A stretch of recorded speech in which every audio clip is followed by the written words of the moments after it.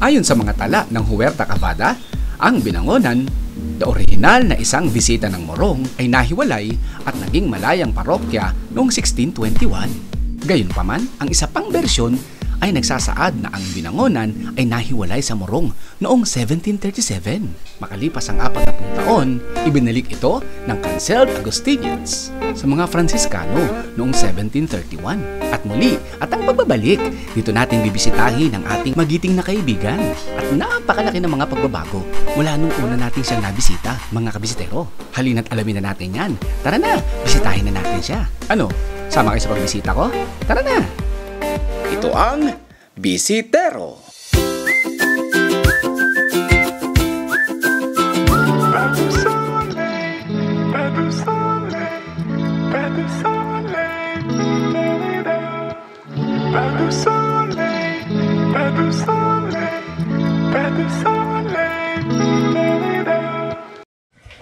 Welcome ulit sa loop ko mga kabisitero. Napasyalan tayo ulit ng kaibigan natin si Paring Eric. Update nga pala sa nakalipas na race, itong katatapos lang na race na to ng PHA, naglaro tayo sa PHA. Bali nung North, meron tayong apat na ibon na nag-finisher ng Santa Ana. Nakaparte rin tayo sa 1K pooling doon. Tapos ngayon itong South, itong katatapos lang hindi na South, meron tayong 5 ibon na paparte. Tatlo sa young bird, dalawa sa old bird. Bali yung sa young bird natin, isang 2K winner, 1K pooling winner. 72nd overall siya as of now. Tapos yung isa naman, super set winner, 20K pooling winner, 10K pooling winner, 1K pooling winner naman siya. Super set winner din siya. Tapos yung isa, super set winner, 1K pooling winner. Tapos dalawang old bird na live, paparte din sila sa super set. Tsaka 1K pooling. Russell, magandang hapon. Magandang hapon, Mariri. At ngayon ay talagang nagkita ulit tayo. Salamat na pasyal ulit dito sa lugar namin. Yan, alam nyo mga kabisitero, ito po ay part 2 ng interview natin kay Russell Baldago. At kung yung mga ibang mga bisitero natin nakapanood na ng part 1 at yung mga hindi pa, mas maganda panoorin nyo muna yung part 1 before kayo magpunta dito sa part 2. No? Dahil marami kayong malalaman at maiintindihan sa mga sinasabi niya at mga sinabi niya noon. Ayan. Pare, kamusta yung taon mo ngayon bilang pansir? Meron tayong 5 ibon na paparte. 3 young bird, isa sa 2K, 2 super, tapos dalawa sa old bird. Wow, lupit. Talagang nagbunga yung paghihirap natin sa mga Talagang pinaghirapan mo ngayon ng time na to? Oo, talagang pinaghirapan natin yan kasi may mabigat yung laban na pinasok natin. PHA is PHA, diba? Oo, isang elite na club yan, pare, sa Pilipinas. PHA yan ito pre, pwede ba natin ma-share sa kanila kung ano ang mga ilang ginawa mo para manalo sa PHA? Yun lang, yung basic na sinabi ko doon sa part 1 na kailangan, sa breeding pa lang, magkakarera na kayo, diba? Mag-breed ka ng magagandang bloodline, palabasin mo na healthy sila para meron kang ibon na panlaban talaga doon sa karera na gusto mo. Kaya, meron kang panapat. Pagtuturo ko sa young bird, dinevelop ko sila na maganda, sa pagpapaluplay, tapos hindi, sa pag-training. Matibay yung ibon natin, matibay sa sakit, matibay sa liparan, healthy sila. Maganda, na-develop natin na maayos yung mga ibon natin. Oo. Bloodline. Ano ang bloodline na ginamit mo ngayon? Sa bloodline naman, may dinagdag ako yung kay Sir Benito Goke, yung tutubi. Bukod sa mga ginagamit ko na Drapa, Redoben, Greenix, tsaka Peter Pandemiro. Nadagdag ko yung tutubi. Nakapagtimpla ako ng maganda dahil gusto tutubi ni Sir Ben. Matibay din sila sa ulingan. Baga hindi rin sila nagpapabaya, talaga uwi-uwi. Yun yung mga tumapos natin. Ito. Si Fully Loaded, nakakross sa tutubi yan. Ito, sa line pa rin natin ng mga Drapa. Tapos yung si Nagare, yung 2K winner natin, Drapa Predobil din naman yun. Maganda pa rin kasi yan naman yung taon-taon na ginagamit ko kahit nandito ako sa mga local club, sa mga maliliit na club dito sa atin. Yan sila rin yung blood day na ginagamit ko. Baga mas nag-improve lang ako dun sa pagdating sa pag-training. Oo. Tinutukan ko na gusto yung training ko. Tsaka talagang yung bloodline mo pare, talagang pumalo tsaka gumagana dito sa atin? Gumagana sila kahit nasa ibang player din na kumukuha sa akin. Kagaya no sa Ilocos, si Scotty, isa rin yung sa mga magaling sa Ilocos na nasimulan niya na rin mag-solo winner. Solo champion din siya, overall din. Alam ko, mga 2 years or 3 years na din siya nag-peppers overall doon. Maganda rin. Marami din naman mga iba pang kumuha sa atin na nagme-message. Sabi din nila na maganda yung nagiging lipat nila dun sa drapa. Kaya masaya tayo dahil nadala natin yung drapa dito sa Pilipinas. At saka kumikilos talaga.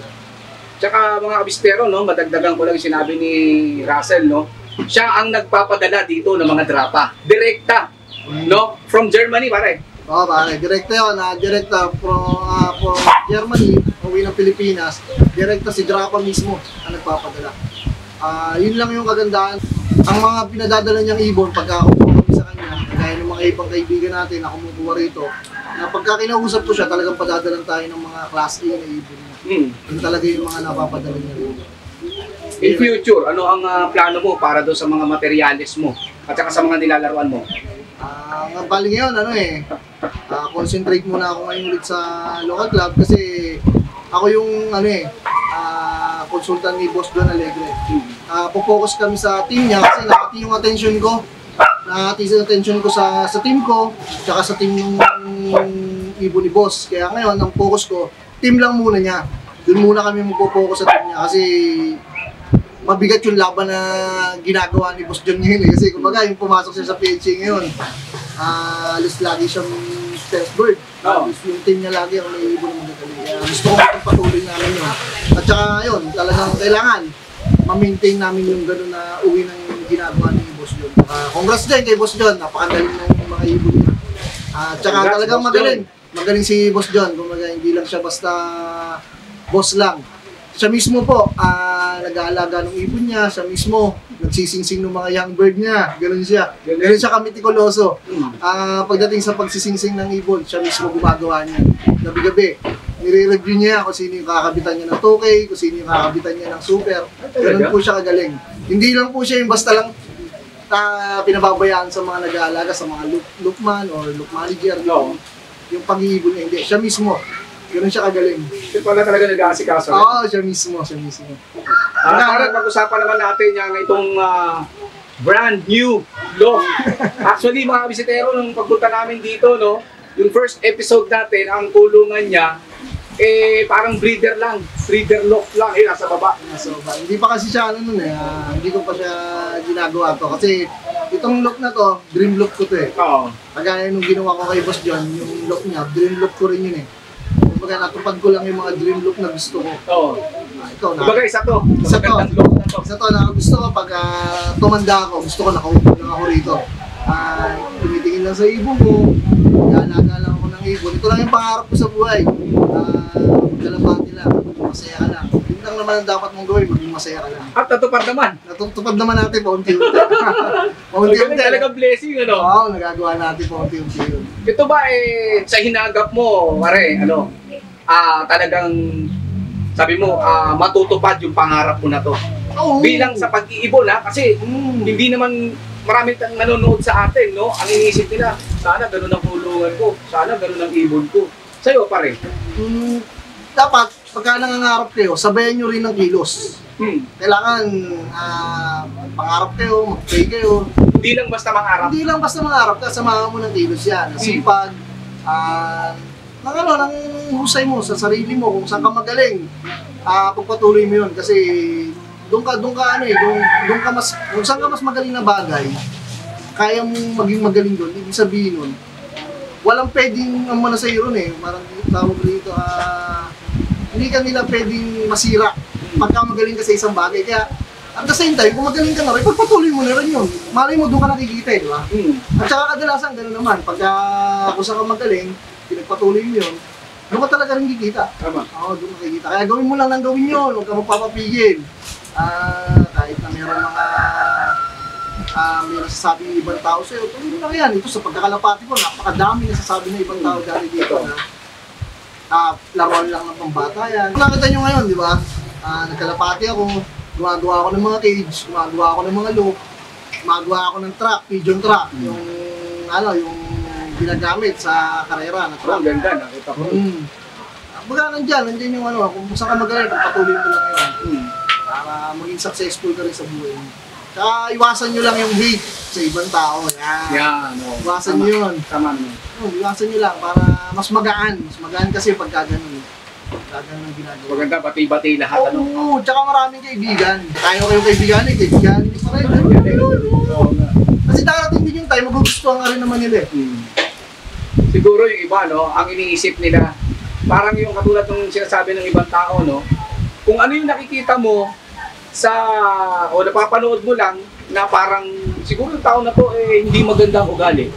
O kaya ganun. Pero in person pala, pag na-meet mo, maayos pala. Oo, kasi kadalasan, ganun lang first impression sa akin din. Hmm. Kala nila, makakas ako, kala nila. Pero hindi, ganun lang po yung way talaga ng pagsasalita ko dahil batang Pasig po ako eh. Sa Pasig kasi pag bata ka, tapos mahina ka magsalita, bubulihin ka ron eh. Kumbaga siguro, kumbaga sa English may accent. Kumbaga ganun ang may accent accent nyo eh. eh. Kumbaga, kung taga-US ka, iba yung accent ng English Di ba mo. sa Las Piñas, iba naman yung accent. Sa Pasig ganun din. Kumbaga, kailangan, yung boses mo, talagang pang lalaki. Oo, parang gusto ko talaga. Oo. Dating, ganyan. Pero hindi po tayo maangas, mabait po tayo. Kwento, kami si Tero, 100% yan. Patunay ako. Kumbaga, yung nakikita nyo lang sa ibang video, ganun lang kami magsalita, lalo't pagka mga kaibigan mo po talaga yung kasama ko. Kaya nga. Ganun lang tayo makipag-usap sa kanila. Kasi sanay sila sa akin, kumbaga Oo. magkakaibigan kami. Siguro naman na pare, nakikita mo doon lalo sa mga comment natin, no? Mayroong mga nagtatanong, boss, nagre-release ba yan? Boss, magkano ang points? Ano ba ang pwede nating sa mga nanonood sa atin, na lalo mga nagsisimula, mga newbies? Pagka sa imported, pagka gusto nyo kumuha ng imported, direct kay Drapa, 50,000 ang pinakamababa niya. Ayun, magagamit ko na yun. Pagkakuha natin yun, magagamit ko na yun. Dumating. Ready to breed na yung ibon mo. Pagka sa akin naman, anak ng mga imported ko, yung mga local ko dito, yung inbreed ko ng Drapa, binibigay ko siya ng 15,000. Tapos pagka crossbreed, yung Drapa ko, na-i-cross ko sa ibang line, binibigay ko siya ng 10,000. Per young bird sa young bird. Sa mga ready to breed, nagbibigay ako 20 to 25. Ready to breed na yun. Magagandang klase naman Mga kasi. stock ko na. Talaga tsaka mga naselect ko na yun. Kumbaga selection kasi ako eh. Pagka hindi maganda yung lumabas na inakay or ibon, kinakal ko talaga, nagkakal ako. Ayoko din kasi maglabas ako ng ibon na nanggaling mismo sa loob ko kasi hindi rin pakikinabangan sa ibon ko. Kasi naka-experience na rin ako ng ganun eh. Na hindi nila gusto yung ibon, ina-out nila sa ibang panser. Ano rin yun eh, kumbaga masaya din ako sa ganun eh. Na nanggaling sa akin yung ibon, kahit hindi naman nila i-credit o okay lang sa akin yun, basta sa sarili nila, masaya sila. As lalo, kung sasabihin pa sa'yo na nanggaling sa'yo yung ibon, napakasaya nun. Kaya kailangan yung mga ibang panser dyan, i-share nyo yung pinaka-the best ng ibon. Tama. Huwag kayong mag-share ng mga hindi nyo gusto. Yung lalo, yung mga reject, wag. Hanggat maaari, call nyo na lang. Kasi ang hirap pong mag-alaga. Magastos mag-alaga. Tapos ang inaalagaan mo pala, hindi naman inaalaga. Napakalungkot nun. Parang nabasa mo ba yung mga comment doon sa yung part 1 mo? Oo, nakakatuwa yun. Yung mga nabasa ko din sa part 1 na ginawa ko para kayo sa pagpunang pag-visit mo rito sa akin. Nakakatuwa, nakakatama ng puso. Mga, ako talaga, sinare ko lang yung knowledge ko ron. Tapos marami din ako nabasa na nanalo sila. May mga nakuha silang tips. Napakaganda po. Salamat po at naniwala kayo sa akin. At meron akong nakita na pinost ko pa yun sa aking Facebook, no? Sa wall ko. Pero tinagkata kita nun. Oo, hindi, nabasa ko. At talagang nagpapasalamat din siya sa'yo sa napanood mo. Napanood niya na vlog mo. Napakaganda. Biro nyo, sinare mo lang yung knowledge mo tapos natutunan nila. Kasi yung sa akin, hindi ko lang po ito pinag-aralan lang ko ng isang linggo, Overnight. isang buwan. Maraming taon na rin po ako nagkakalapate. Hindi lang mo rin sa Pilipinas, pati sa UAE nagkalapate po tayo. Kaya marami tayong nakasalunguang mga fancier na nag-share din ng idea sa atin na hindi sila naging madamot. Kaya ganun din ako. Hanggat kaya ko i-share ko rin po talaga yan. Kasi mas marami kang mabigyan ng idea, mas maraming mananalo eh. Oo nga. Napakasaya ng pigeon industry, healthy pagka ganun eh. Healthy ang ano natin, ang sports natin pagka ganyan. Yung industriya ng pangalapate, mas lalaki. Tama. Kasi lahat naman tayo gusto manalo, kung pwede nga lang, walang matalo, mas Totoo maganda. yan. Di ba? Mga kabisitero, ito nga pala si Fully Loaded. Bali, 74th overall siya sa Young Bird. Superset winner. 20K pulling winner, 10K pulling winner, tsaka 1K pulling winner siya. Ang bloodline niya, dropa, nakakross sa ibon ni Sir Benito Goke na 2-2B. Kaya naging ganito na yung kulay niya. Mga kabistero, ito nga pala si Nadare. 72nd overall siya ng Young Bird sa PHA. 2K winner, superset winner, tapos 1K pulling winner. Bali ang bloodline niya, dropa, nakakross sa Fredoben. Siya yung lagi kong unang ibon na dumarating sa loop namin. Tulasan siya yung first bird namin, kahit sa training. Mga kabisitero, ito pala si Setsuna. Bali, ang bloodline niya, kay Kuya Marlon Lim, siya nag-breed dito, siningsingnan sa akin. Super set winner siya, 1K pulling winner. Mga kabisitero, ito pala si Nestmate All In. Bali, nung Theodoran, second lap ng PHA, pang-fifth place siya ng Young Bird. Nung pan-third lap, nabutas siya. Ilang minuto lang din, na-late siya ng ilang minuto. Sana 2K winner din. Bali, nestmate niya si All In. 2K winner si All In, 50K pulling winner, 20K pulling winner, 10K pulling winner, 1K pulling winner. Kaya All In ang pangalan niya kasi tinayan siya sa lahat ng kategory. 2K winner, super set winner. Kaya yun ang naging pangalan niya. Kaya yun ang binigay sa kanya ni Boss John. Si Boss John Alegre yung naglipad sa kanya.